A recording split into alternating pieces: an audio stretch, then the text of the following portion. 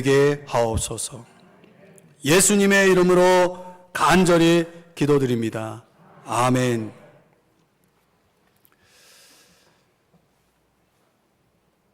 우리 그리스도인들은 이 세상을 나그네로 살아가는 사람들입니다. 지난주 여러분들과 같이 나누었던 본문의 내용이죠.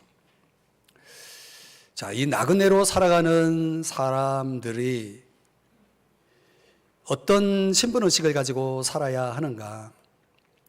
나그네로서 이 세상을 거룩한 행진, 그 거룩한 발걸음을 내디디며 살아가는 우리들에게 있어서 어떤 신분의식이 필요한가? 오늘 본문 11절의 말씀에 보시면은 거류민과 나그네 같은 너희, 이 resident alliance라고 하는 영어 성경 번역에는 이렇게 번역을 해놨습니다. 이 resident alliance라고 하는 것은 거주하는 외국인이라는 뜻이죠. 그러니까 우리나라에도 들어와 있는 외국인들이 많이 있죠. 그러니까 다른 나라의 시민권을 가진 자가 다른 나라의 땅에서 일시적으로 방문해서 거주할 때 resident alliance라고 하는 단어를 씁니다. 우리가 바로 이 세상이라는 나라, 이국 땅에 들어와 있는 다른 나라 시민권, 저 하늘나라의 시민권을 가진 자로서의 삶을 살고 있는 거죠. 그렇기 때문에 우리 믿는 그리스도인들에게는 이 세상은 본향이 아닙니다. 조국이 아닙니다. 우리들에게 있어서 본향은, 참된 본향은 예수 그리스도가 함께하는 것이죠. 요한계시록 21장 3절 말씀에 보면은 하나님의 장막으로 저 천국을 소개하면서 그것은 어떤 것이냐면 하나님이 함께 하시는 곳이다. 하나님이 함께 계시는 곳이다 라고 말씀하고 있습니다. 어느 날 저와 여러분을 이곳으로 인도하기 위해서 예수 그리스도가 다시 오실 것을, 재림하실 것을 말씀합니다. 목요일에 여러분에게 소개할 종말론의 내용 속에 이런 내용들이 다 포함되어 있습니다. 자, 우리는 다시 오실 그날, 그때를 기다리고 있는 거죠. 이런 믿음을 가지고 살았던 사람 가운데 구약 성경에 나오는 아브라함이 있습니다. 그 아브라함이 가졌던 믿음을 소개하는 히브리서 11장의 내용에 의하면 아브라함은 어떤 믿음을 가졌냐면 하나님이 계획하시고 지으실 터가 있는 성을 바랐음이라. 이 성은 바로 저 하늘나라 도성 천국을 말씀합니다. 천국을 늘 바라보면서 살았다는 거죠. 그가 비록 가나안이라고 하는 땅에 거류하여 살고 있었지만은 그의 마음은 항상 저 하늘의 도성, 저 천국을 바라보고 있었다는 것이죠. 그리고 그 다음 절 13절 14절의 내용을 보면 멀리서 보고 환영했다 그랬어요. 얼마나 멀리 있었는지, 아브라함의 그 당시의 시점에서 보면은 굉장히 멀리 있는 천국이죠. 우리는 좀 더 가까운 시점에 와 있고, 그러니까 멀리서 보고 그걸 환영하고 그러면서 외국인과 나그네로, resident alliance로 그는 가나안 땅에서 살고 있었다는 것이죠. 그의 마음은 항상 본향에 대한 그리움 속에 본향을 찾는 자로서의 그런 정체성을 가지고 살았다는 것이죠. 16절에서는 사모했다라고 하는 단어를 사용합니다. 더 나은 본향을 사모했다. 하늘에 있는 그 본향에 대한 사모함을 그려주고 있습니다. 우리도 아브라함처럼 저와 여러분도 이 세상을 지나가고 있는 것입니다. 더 나은 본향 하늘의 도성을 향해서 지금 우리는 여행 중에 있는 것이죠. 문득 우리가 이 세상 삶이 나그네 같은 느낌이 들 때가 있죠. 그것은 아직 우리가 본향에 이르지 않았다는 증거입니다. 이 세상은 너무나 이국적인 땅에 와 있는 것처럼 우리에게는 낯설고 참 적응하기 쉽지 않은 곳이라는 의미도 됩니다. 우리가 이 세상을 지나가야 하는 나그네로서의 삶을 살아야 한다면 도대체 어떻게 살아야 한다는 것일까요? 첫 번째는 하나님의 자녀로 사는 것입니다. 자, 오늘 본문 11절에 보면은 이렇게 시작합니다. 사랑하는 자들아. 누가 누구를 사랑한다는 것입니까? 그러니까 성경은 이 사랑에 대해서 이렇게 말하죠. 하나님께서 저와 여러분을 너무나 사랑하신다는 거예요. 그 사랑을 믿는 분들은 하나님을 만난 분들이죠. 11절에 이 사랑하는 자들아라고 하는 이 말씀이 4장 12절에도 나옵니다. 그러니까 하나님의 그 너무나 사랑받는 자녀들에 대한 이 하나님의 사랑에 대한 언급을 베드로는 이 편지 베드로전서 전체 속에 8번이나 사용하고 있습니다. 사실 하나님이 보실 때에는 우리는 사랑받을 만한 어떤 조건을 가지고 있지 않습니다. 그러니까 사랑받을 만한 존재가 아니죠. 그럼에도 불구하고 하나님이 저와 여러분을 너무나 그렇게 사랑하실 이유는 뭘까요? 한마디로 말하면 예수 그리스도 때문입니다. 예수 그리스도는 어떤 분인가?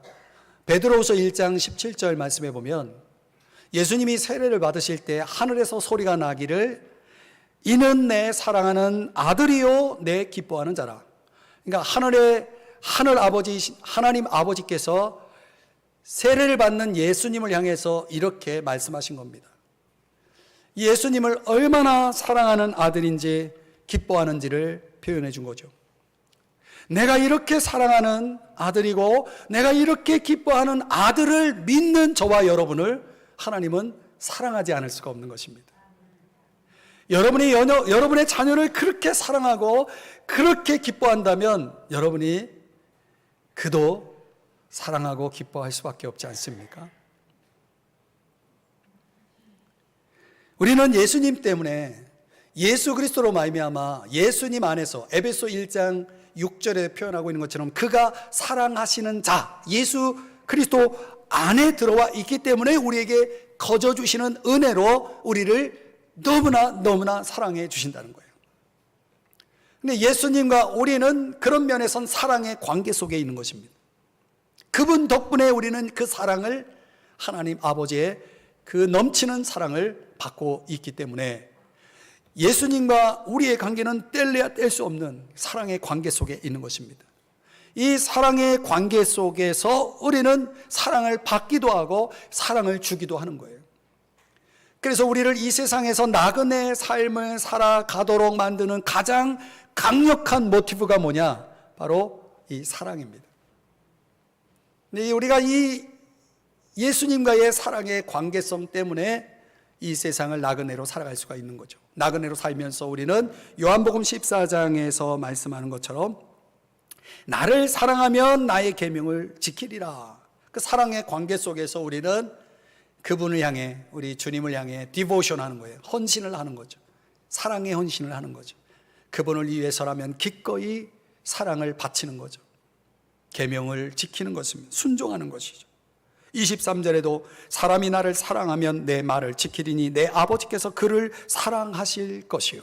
이렇게 말하는 거죠. 이게 사랑의 공유, 예수님이 우리를 사랑하시는 것과 우리가 예수님을 사랑하는 것이 공유된 그 관계성 속에서 우리는 나그네 인생길을 계속해 나갈 수가 있다는 거죠. 틀림없이 여러분이 주님을 사랑하고 있다면 여러분은 주님의 말씀에 순종할 수밖에 없습니다. 그리고 여러분은 나그네 인생길을 걸어갈 수밖에 없는 거죠. 우리가 이 세상 나그네 삶을 살 때 우리는 그 사랑을 더 깊이 경험해야 됩니다. 그 사랑을 더 깊이 깨달아야 됩니다. 그러면 우리도 그분을 더 깊이 사랑하게 됩니다. 그분의 사랑을 먹는 만큼, 입는 만큼 우리는 그 사랑을 돌려드릴 수가 있습니다. 나눌 수가 있습니다. 그 사랑으로 살아갈 때 우리는 나그네의 삶을 살게 되는 것입니다. 두 번째로 나그네 삶을 살아간다고 할 때 그것은 영적인 군사로서의 삶을 사는 것입니다. 자, 여러분 11절 말씀에 아주 중요한 단어가 하나 나오는데 영혼을 거슬러 싸우는, 이 싸우다라는 동사가 사용되는데 현재형 동사 시제를 사용하고 있습니다. 계속해서 뭔가가 나에게 싸움을 걸어온다, 이런 뜻입니다. 계속해서 싸움을 걸어오는 것입니다. 그렇다면 그 싸움을 걸어오는 적이 뭐냐? 이 본문의 말씀에 의하면 육체의 정욕이라고 말하고 있습니다. 영어 성경에는 sinful desire라고 되어 있습니다. 이 죄된 욕망, 정확하게 번역하면 우리 속에 예수 믿기 전에 갖고 있는 부패한 욕망이라는 것이 있습니다. 그것 때문에 인간은 죄를 짓고 사는 거거든요. 우리가 이런 죄된 sinful desire, 이 욕망이, 부패한 욕망이 계속해서 내 마음속에 우리의 영혼을 거슬러서 싸움을 걸어오는 것입니다. 우리의 영혼을 지금 멸망시키고 우리의 영혼을 피폐하게 만들고 우리의 영혼을 죽이려고 이 부패한 욕망이 계속해서 싸움을 걸어오는 것입니다. 그렇기 때문에 우리는 이 욕망을 다스리고 그 욕망을 극복해야 나그네의 삶을 계속 걸어갈 수가 있다는 말이죠. 그래서 유명한 전도자 D.L. 무디 목사님이 이런 말을 했어요. 나에게 있어서 가장 큰 골칫거리는 나 자신이다, 이런 말을 했습니다. 그만큼 나 자신과의 싸움이 얼마나 치열하게 이루어졌는지를 그는 말하고 있는 것입니다. 이 부패한 욕망이 우리 속에서 우리의 영혼을 계속 싸움을 걸어오는데, 어떻게 싸움을 걸어오는지 예를 들어 드리면은, 예수님께서 마태복음 5장 27절 28절에서 이런 말씀을 했어요. 십계명에 간음하지 말라라는 말씀이 있습니다. 이 명령입니다. 그런데 28절에 보니까 나는 너희에게 이르노니 음욕을 품고 여자를 보는 자마다 마음에 이미 간음하였느니라. 행동으로 드러난 것은 없죠. 그러나 무엇으로? 마음의 생각으로 이미 간음을 했다라고 그렇게 적용을 하는 것입니다. 다시 말하면 부패한 욕망이라는 것은 바깥으로 드러나지 않습니다. 끊임없이 내 마음속에서 내 영혼을 죽이는 전쟁을 벌이고 있는 것입니다. 그러니까 내 영혼이 죽는 방법은 뭐냐면, 그 부패한 욕망을 내가 받아들이면, 그 욕망을 따르면 내 영혼은 죽게 되어 있는 것입니다. 그 부패한 욕망이 내 마음과 생각을 지배하는 것입니다.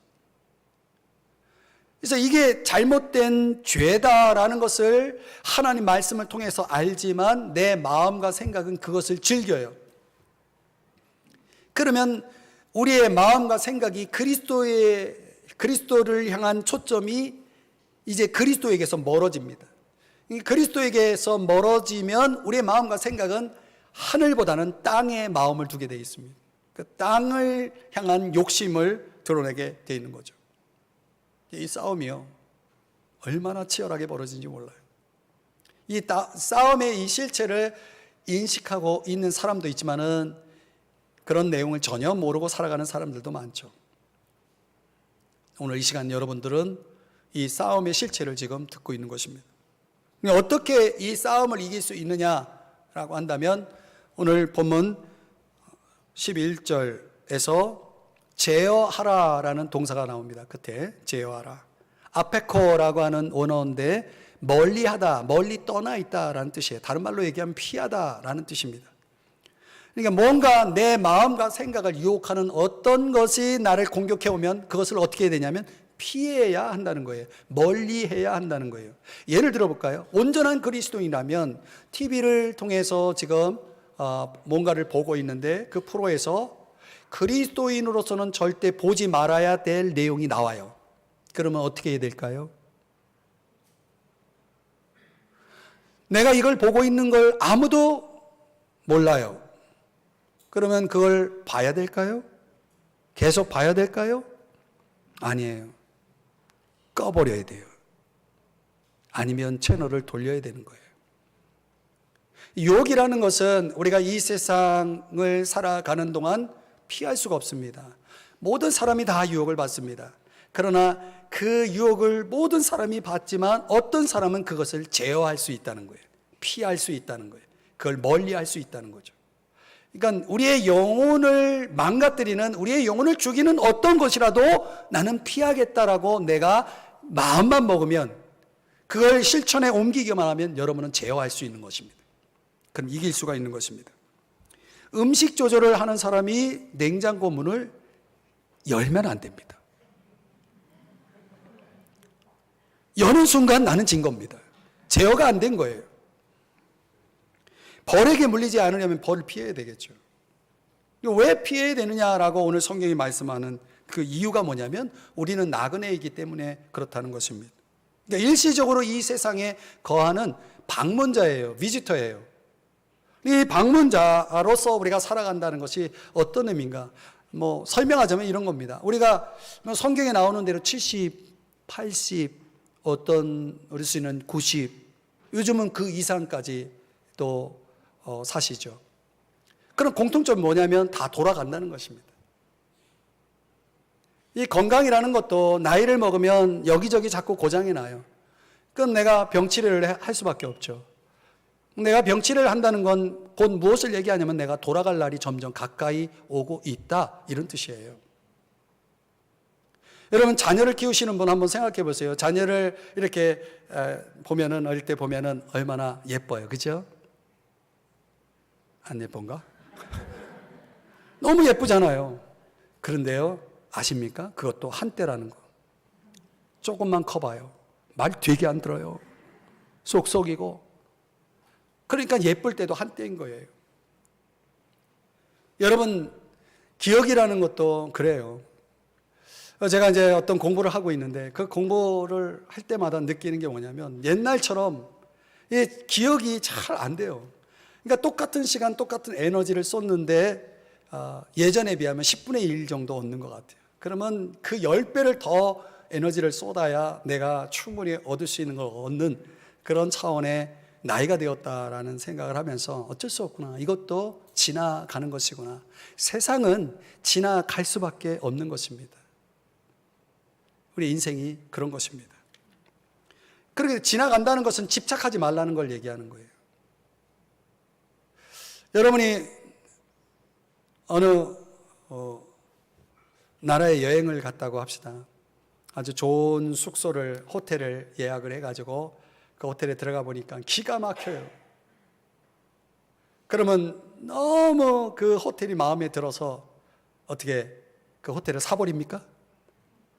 그래서 영원히 삽니까? 그럴 수 없죠. 정해진 계약에 따라서 나는 반드시 그 호텔을 체크아웃 해야 되는 것이죠. 그리고 나의 본향으로 집으로 돌아오는 것입니다. 이 세상은 그런 호텔과 같습니다. 그냥 우리가 거기에 길들여지고 그것이 편해지고 그것에 만족하면 할수록 우리는 어떻게 되냐면 집착하게 되는 것입니다. 집착한다는 것은 지나갈 수가 없게 만드는 거예요. 떠날 수 없게 만드는 거예요. 그래서 죽음 앞에서 많은 사람들이 죽음을 두려워하는 이유가 그것입니다. 지나갈 수 없기 때문에, 떠날 수 없기 때문에. 이것은 다르게 말하면 내가 아직도 이 세상에 미련이 있다는 것이죠. 여전히 나는 집착하는 것이 있다는 것을 의미하는 것입니다.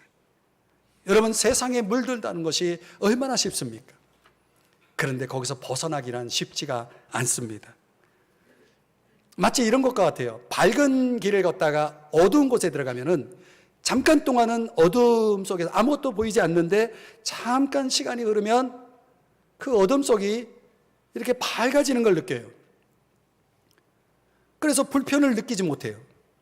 그럼 그 어둠이 밝아진 것이냐? 그렇지 않은 거예요. 그 어둠은 여전히 어둠인데 내가 거기에 지금 적응하고 있는 거예요. 여러분, 이 세상이라는 것은 어둠이에요. 그러니까 우리가 이 어둠 속에 너무 익숙해져 있다 보니까 어둠을 밝은 것이라고 착각하면서 사는 거예요. 그렇지 않습니다. 그래서 예수님께서 마태복음 7장에서 이런 경고를 하고 있는 것입니다. 좁은 문으로 들어가라. 왜냐하면 생명으로 인도하는 문이기 때문에. 이 좁은 문으로 좁은 길로 가는 사람들은 많지가 않은 거예요. 왜냐하면 너무나 좁고 너무나 힘들고 찾는 사람이 별로 없어요. 그러니까 이 세상을 거슬러서 살아간다는 것은 이 세상 사람들에게는 참으로 어리석고 참으로 안 된 사람들이죠. 그런 사람들은 적을 수밖에 없는 것입니다. 그러나 우리가 절대적으로 그 길을 가지 않으면 안 되는 이유는 그것이 생명으로 인도하는 문이기 때문에 우리는 반드시 거길로 들어가야 되는 것입니다. 그러니까 우리 그리스도인들은 세상을 따라가는 자가 아니라 하나님 말씀을 따라가는 자가 되는 거죠. 그러니까 우리는 이 세상을 너무 편애하면 안 됩니다. 이 세상이 너무나 만족스러워서 여기가 천국이다 라고 느끼는 순간 나는 집착하게 되는 것이고, 결국은 나는 생명으로 인도하는 길에서 벗어나는 것입니다. 제가 사랑하고 존경하는 저의 스승, 저의 멘토이신 교수님이 쓴 자서전 My Lord, My Life라고 하는 책을 썼는데요. 이 책에서 고려대 3학년의 재학 중에서 경험했던 에피소드 이야기가 나옵니다. 집이 워낙 가난했기 때문에 저희 스승은 어떻게든 장학금을 받아야 등록을 할 수 있고 학교를 계속 다닐 수가 있는 상황이었는데, 이제 3학년 때 영미 문학이라는 과목 시험을 보는데 시험지를 받아보니까 두 문제가 나왔는데 하나는 알겠고 하나는 전혀 모르겠다는 거예요. 근데 이 문제를 못 풀면 장학금은커녕 과락을 하게 생긴 거예요. 큰일 났죠. 그런데 그 시험을 감독한 교수님이 창밖을 보면서 시를 읽고 있었다는 거예요. 기회는 이때다 해가지고 책을 꺼내서 열심히 답을 베껴서 제출을 했어요. 그래서 90점을 받았다는 거예요. 장학금도 받고. 그런데 죄의식이나 수치심 같은 것은 전혀 없고, 오히려 내가 장학금을 받은 학생이라고 하는 그런 자랑스러움만 가득했다는 거예요. 그때는 아직 구원받지 않은 자연인으로서의 대학교 3학년 학생이었습니다. 그런데 이후에 그가 구원을 받았습니다. 그리고 이제 얼마 되지 않아서 대학원에 진학을 하게 되었는데, 거기서 첫 학기 시험으로 중세 영어 과목 시험을 봤다고 합니다. 근데 시험지를 받아본 순간 아무것도 문제를 풀 수가 없었다고 합니다. 큰일 났죠. 그런데 웬일입니까? 교수님이 시험 다 보고 나서 시험지 가지고 연구실로 와라 하면서 그 시험을 보는 시험장을 떠났다는 것입니다. 이 웬일입니까? 그래서 책을 꺼내서 더 열심히 그 답을 베껴서 96점을 받았다는 거예요. 그래서 장학금도 받았겠죠. 대학원생이니까 어떻든 좋은 성적을 받은 것입니다. 근데 이상하게 그때부터 엄청난 죄의식이 생기는 것입니다. 기쁨이 사라지고 평안이 없어진 것입니다. 말씀을 봐도 기도를 해도 전혀 은혜가 되지를 않는 것입니다. 이거를 한 달쯤 견디다 도저히 견딜 수 없어서 절친 그리스도인 친구를 찾아가서 자기가 교수를 속여서 시험을 이렇게 받고 이런 결과가 나왔다, 나는 죄인이다 하면서 울면서 회개를 했다고 합니다. 그 회개를 하고 나서 비로소 그 마음속에 자유와 기쁨과 평안이 회복되었다는 이야기입니다. 도대체 전에는 죄의식이, 수치심이 전혀 없었는데 왜 나중에는 죄의식이 생겼다는 말입니까? 바로 저희 스승의 마음속에 구원을 받을 때 성령이 들어오신 것입니다. 이 성령이 들어오실 때 우리 속에는 예전에 예수 믿기 전에 갖고 살았던 성품이 그대로 있고, 예수를 믿고 나서 성령을 받을 때 들어온 새로운 성품이 있는 것입니다. 근데 이 새로운 성품 안에서 성령이 우리가 죄와 연루될 때, 죄를 말하고 죄를 생각하고 죄를 행할 때 성령이 근심을 하시게 됩니다. 슬퍼하시는 거죠. 그 슬픔이 내 마음속의 기쁨과 평안을 빼앗아가는 것입니다. 그래서 에베소 4장 30절에 뭐라고 말씀하냐면, 하나님의 성령을 근심하게 하지 말라. 그 안에서 너희가 구원의 날까지 인치심을 받았느니라. 인치심이라는 것은 소유가 되었다는 거거든요. 하나님의 소유가 된 사람들, 다시 말하면 성령을 받은 사람들은요, 죄와 연루되면 평안하지가 않아요. 기쁨이 사라져요. 그 죄의식이라는 것이 그 마음을 완전히 누르기 때문에 견딜 수가 없는 거예요. 사랑하는 여러분, 여러분들이 구원받은 사람이라면 여러분 안에 성령이 계시는 겁니다. 그러니까 그러니까 내가 성령을 받은지를 어떻게 하느냐? 죄와 연루될 때 내 속에 죄의식이라는 것이 생기면 그 사람은 성령 받은 사람입니다. 죄를 범해도 전혀 양심에 거리낌이 없고 죄의식, 수치심이 없는 사람들은 성령이 없는 사람들입니다. 갈라디아서 5장 17절 말씀에 보면 육체의 소욕은 성령을 거스르고 성령은 육체를 거스르나니, 그러니까 우리 속에는 이런 부패한 욕망과 성령이 함께 계속해서 둘이 서로 대적하면서 원하는 것을 하지 못하는 싸움을 벌이고 있는 것입니다. 그래서 경험적으로 우리가 성령을 따라가면 우리는 올라갑니다. 업되고, 또 죄를 따라가면 우리는 다운, 내려가는 것입니다. 이 업 앤 다운을 엘리베이터처럼 올라갔다 내려갔다를 수없이 우리의 삶에 반복하는 것입니다. 다른 사람은 모르지만 내 마음은 매일 엘리베이터처럼 올라갔다 내려갔다를 반복하는 것이죠.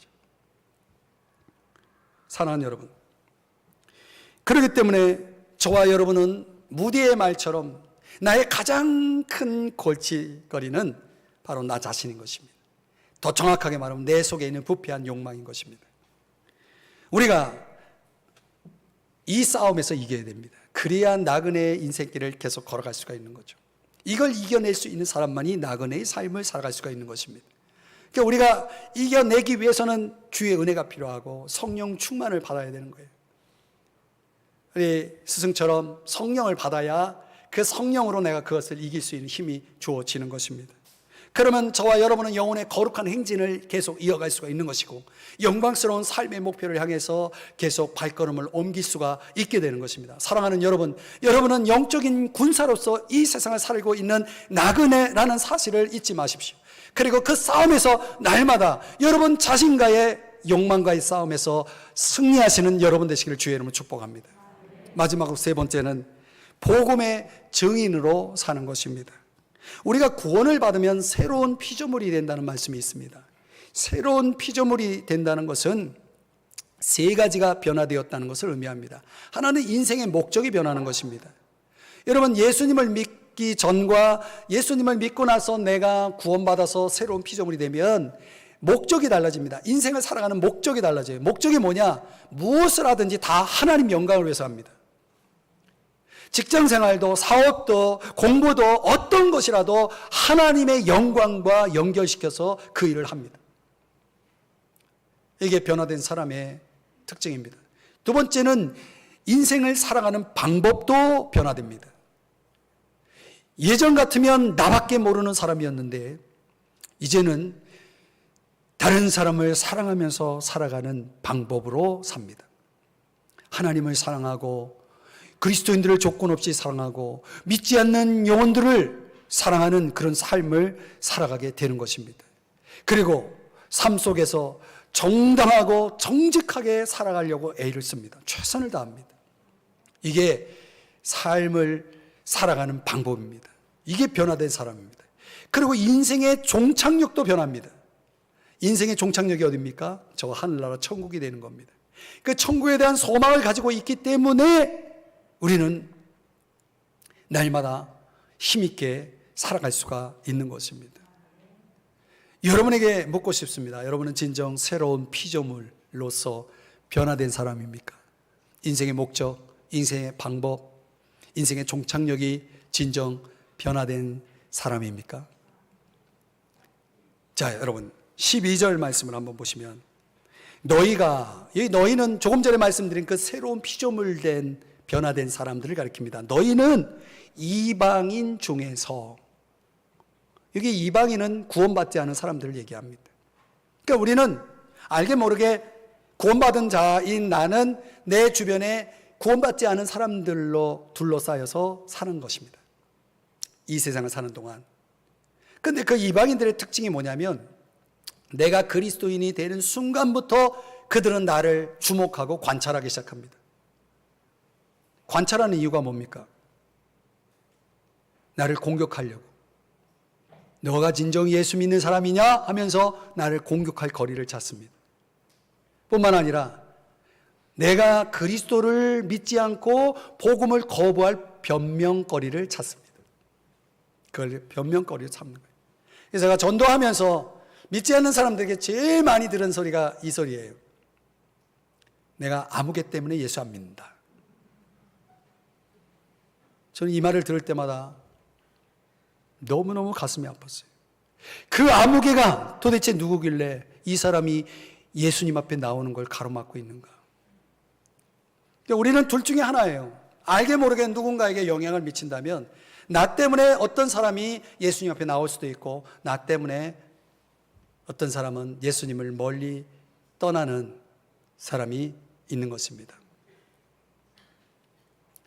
그러니까 내 삶이 사람들, 믿지 않는 사람들에게 좋은 간증이 될 수도 있지만 다른 사람들이 기독교를, 예수 그리스도를, 그리고 교회를 공격할 수 있는 정보를 제공하는 첩자가 될 수도 있는 것이죠. 사랑하는 여러분, 12절 말씀에 의하면 행실을 선하게 가져야 한다. 바로 그 이유 때문에 우리의 행실이 선하게 가져야 된다. 이게 무슨 뜻이냐면 가치 있다 또는 복이 좋다.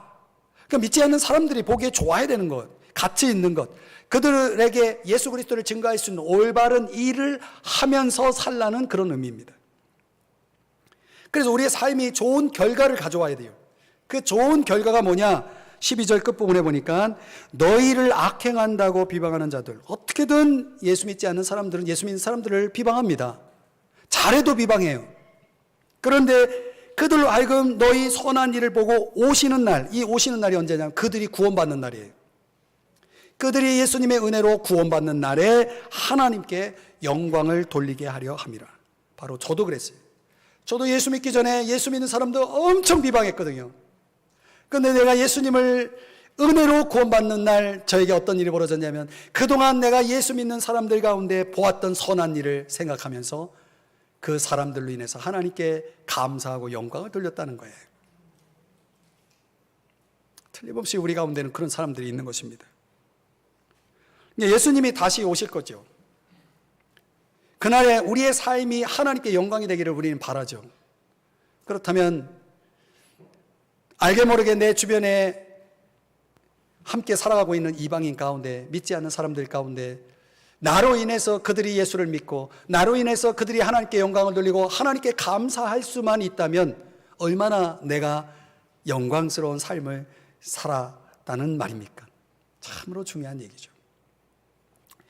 제 스승의 자서전에 나오는 에피소드 하나 이야기를 더 소개하면은, 스승이 이제 구원을 받고 나서 이제 성령 충만의 은혜를 이제 경험했어요. 그 당시에는 이 한 고등학교, 서울의 한 고등학교의 영어 강사로 이제 아이들 가르치고 있었는데요. 근데 어느 날 버스를 타고 가는데 버스 안에 타고 있는 사람들을 보면서 눈물을 뚝뚝 흘렸다는 거예요. 너무 불쌍해서. 왜 버스 안에 있는 사람들이 그렇게 불쌍하게 보였느냐? 저들 가운데 예수님을 믿지 않으면 지옥에 던져질 것을 생각하니까 너무 불쌍해서 눈물을 참을 수가 없어서 눈물을 흘렸다는 거예요. 그리고 이제 학교에 갔는데, 이제 학교에 가가지고 영어 강사하면서 이제 열심히 아이들에게 가르치면서도 어떻게든 우리 학생들을 전도해가지고 구원받게 해야 되겠다 해가지고 아이들과 운동도 하고 또 매점에 가서 빵, 우유 사주면서 대화도 하면서 전도를 그렇게 열심히 하는데 한 6개월 시간이 지나도 아이들의 반응이 너무나 냉랭했다는 거예요. 내가 그래도 성령 충만하기 때문에 포기할 수 없으니 어떻게 할까 하는데 하나님이 마음을 주셔가지고 그 마음의 결심을 하고 그 날부터 새벽 2시에 일어나서 학교 선생님인데 새벽 2시에 일어나서 하나님 말씀을 읽고 그리고 구원받기를 위해서 학생들을 위해서 2시간 이상 기도했다는 거예요. 그리고 기도하고 나서 이제 기도가 끝나고 아침에 준비해가지고 학교에 가가지고 아이들 가르치고 그리고 시간이 있을 때마다 이제 아이들에게 복음을 전하는 겁니다.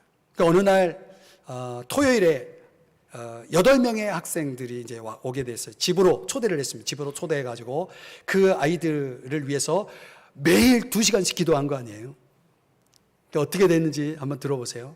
이 학생들이 여전히 이 선생님과 장난치기나 하고 말씀을 들을 준비가 안 되는데 이 선생님이 2시간씩 매일 기도한 이 선생님이 그들에게 말씀을 전하는데 아이들의 얼굴빛이 달라지고 눈 바라본 눈빛이 달라지면서 선생님한테 그 학생들이 동일하게 어떻게 하면 구원을 받을 수 있습니까? 물었다는 거예요. 그래서 복음을 전해가지고 같은 날 같은 장소에서 그 8명의 학생이 구원을 받은 거예요. 예수님 영접하고 구원을 받았어요. 그리고 그 다음날 학교에 가보니까 난리가 난 거예요. 어떻게 난리가 났냐. 그 구원받은 아이들이 쉬는 시간에 반, 2반, 저반을 다니면서 아는 친구들에게 복음을 전하는 거예요. 그리고 더 궁금한 거 있는 친구들은 옥상으로 점심시간에 올라와. 그랬더니 147명이 올라왔다는 거예요. 그 이후에도 계속 그 아이들에게 복음을 전해가지고 많은 아이들이 구원을 받는, 교수님이 기억하는 것만 해도 몇천 명이 구원을 받는 그런 일들이 일어났고, 이 아이들을 그냥 전도해가지고 구원받게 하고만 거기서 끝나면 안 되겠고 해가지고 집으로 그 아이들을 초대해서 양육을 하려고 집으로 오라고 했더니 그 8명의 그 구원받은 친구들만 온 게 아니고 자기들이 전도할 친구들까지 데리고 와가지고 어느 날은 50명이나 왔다는 거예요. 그 아이들을 다 먹여야죠. 말씀 가르치고 양육하고 또 구원받지 않은 애들 구원받게 하고, 그래가지고 많은 학생들이 주님 앞에 돌아왔는데 그 학생 중에는 서울대 치대를 나와가지고 의사가 된 친구도 있고, 미국의 바이올라 대학교를 졸업해가지고 교수생활하는 목사가 된 사람도 있고, 많은 훌륭한 인물들이 나오게 되었다는 그런 이야기를 그 간증에 담아하고 있습니다. 저는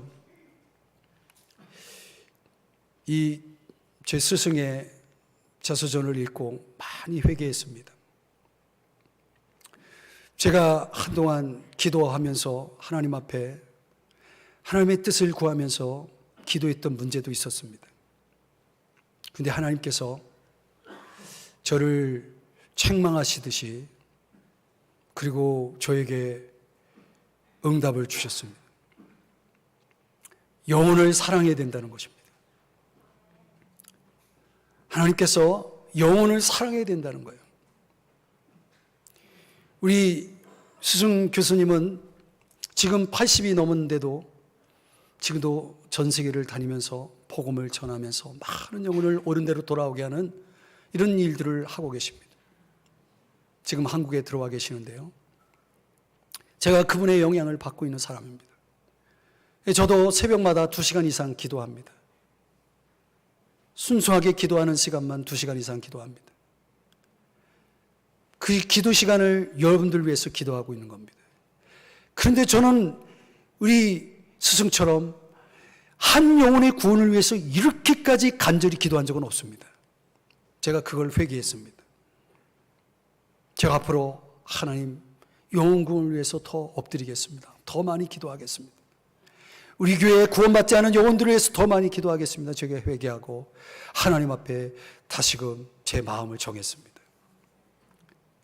사랑하는 여러분, 우리는 다 지나가는 사람들입니다.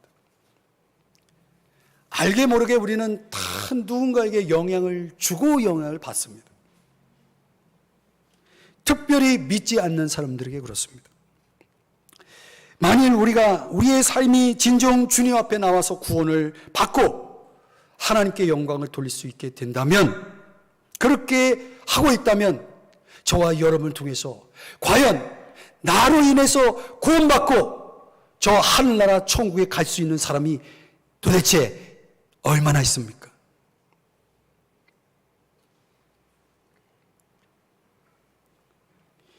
이 한 젊은이의 마음속에 성령을 주신 하나님께서 그 한 젊은이를 통해서 수천 명의 학생들이 주님 앞에 돌아왔고, 지금도 세계 곳곳에 그 많은 영혼들이 이분을 통해서 복음으로 주님 앞에 돌아오고 있는 이 엄청난 역사들을 여러분 어떻게 생각하십니까?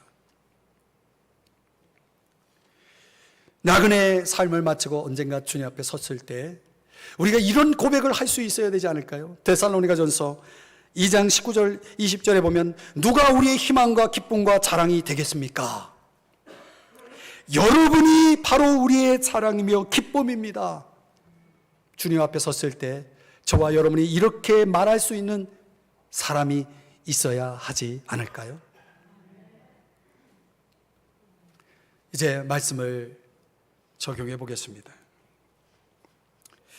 제가 유진 피터슨의 그 길을 걸으라라는 책을 The Jesus Way라고 하는 이 책인데, 제가 하나님 앞에 기도하던 제목들의 응답을 받는 이 과정 속에 이 책의 영향이 굉장히 컸습니다. 이 책에서 저는 많은 걸 깨달았습니다. 제가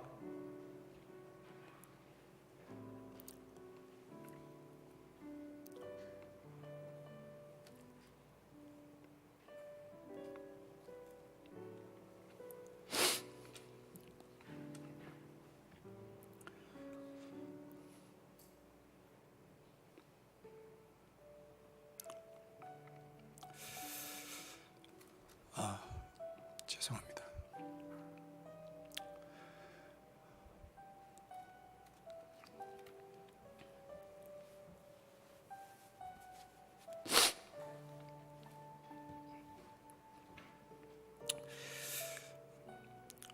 제가 참 부족한 목회자였구나라는 걸 깨달았습니다.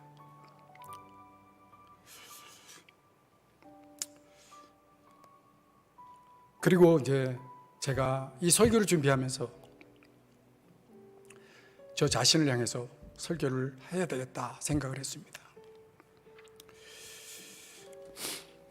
땅에서는 외국인과 나그네로 살아야 된다라고 제가 설교를 하면서 제가 그렇게 살아야 하지 않겠습니까?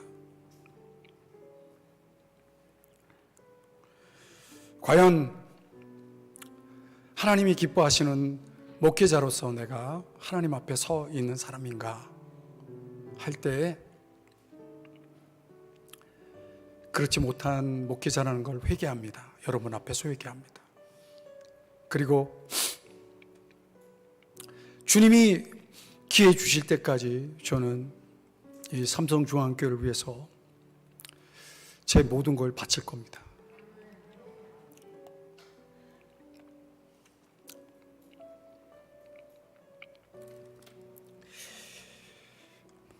나그네 인생은 굉장히 피곤하고 힘든 거예요.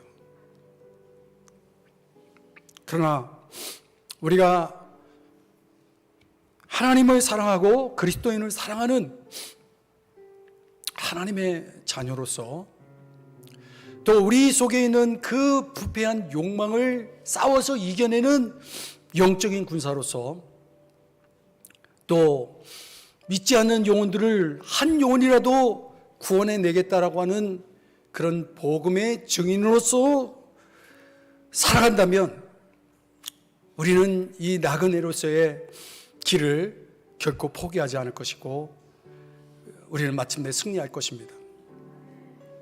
그래서 유진 피터슨의 그 책에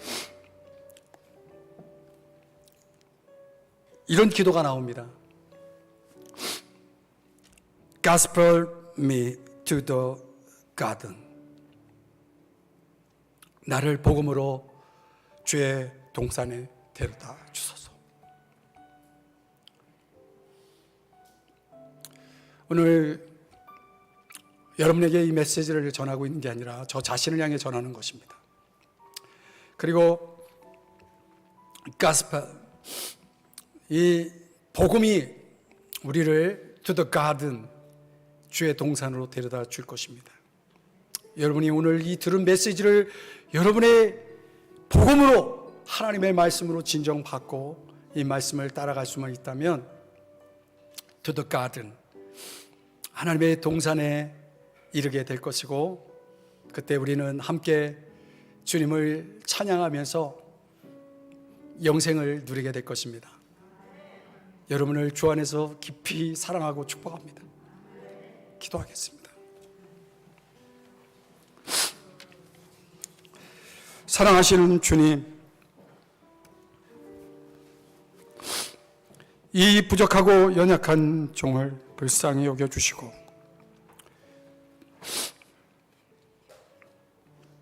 삼성중앙교회를 맡겨주시고 영혼들을 섬길 수 있는 담임 목사로 세워주시니 감사합니다. 이제 주의 복음으로 저를 주의 동산으로 데려다 주소서. 나그네 인생길, 그 좁은 길을 갈 때에 우리 주님께서 붙들어 주시고 항상 승리할 수 있도록 도와주시옵소서. 여기 모여있는 사랑하는 성도들 한 분도